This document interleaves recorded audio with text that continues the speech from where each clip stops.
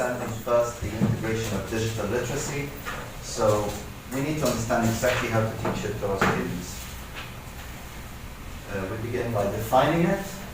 It's your ability to find, evaluate, utilize, share, and create content using information technologies and the internet.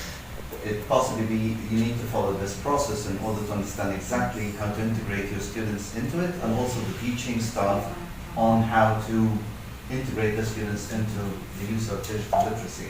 It goes beyond the use of Googling and Instagram. It's not just searching for the information, but rather understanding how to critically analyze the content online and being able to identify what's fake from truth, which is the dilemma that we're facing in our modern times.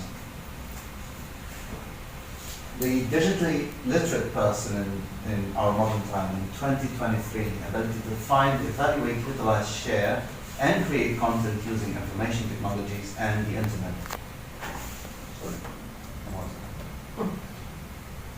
Now, this is our role as educators, is to encourage the learners. You need to embrace the use of technology rather than banning it and restricting it.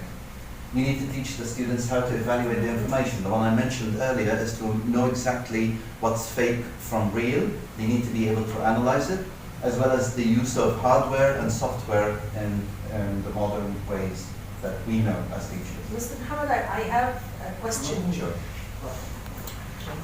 Teaching how to evaluate the information they find. Is this, can I, as a teacher of English, do that? Well, an ICT teacher would better do that. How can I do that? How can I teach that? As a general info I could present, or my personal opinion? Your personal opinion. Because this is a gray area now. The AI is under debate and discussions, and it's being updated and developed. Now, we face that paradox every time we use it. So as any teacher for any subject can present the information to the students by comparatively comparing the AI-generated content and the creative content made by humans. The problem is that the server farms used to generate the information for AI is way too advanced. So creative thinking for humans is quite limited. They would notice the AI to be actually way more advanced. And that's how we can spot it as teachers. We know the, yes, sorry. So I think the core concept is ICT. As a parallel learning objective, it can be taught in English classes. So like presentation skills. Teachers need the help of ICT teachers. Yes.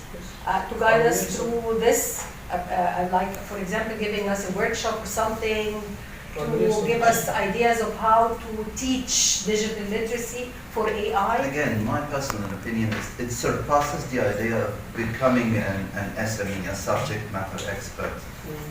We, many years ago, English teachers, now we have to become more than this. Yeah. You have to become a digital literate teacher yourself before teaching the students this.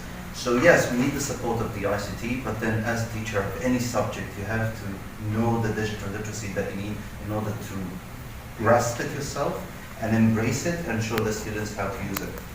Now, this is my personal opinion. Now, the other teachers would see this as an excessive work. I know my curriculum and that's what I should do, so ICT should help me and support me, which is again the paradox that we're facing ourselves. So far, we're doing it as you're going the extra mile yourself. We're not asking other teachers to do it, which I think is the problem nowadays. Now with AI, we have generative AI, which is now integrated into the ethical and the responsible generative AI, which is the role of the tech industry.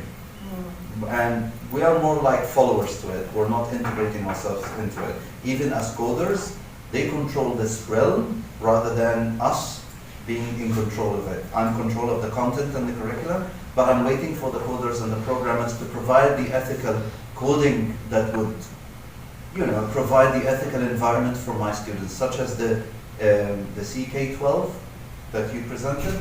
This is something that's presented by the tech industry. So we're just waiting and following it. We're not contributing to it.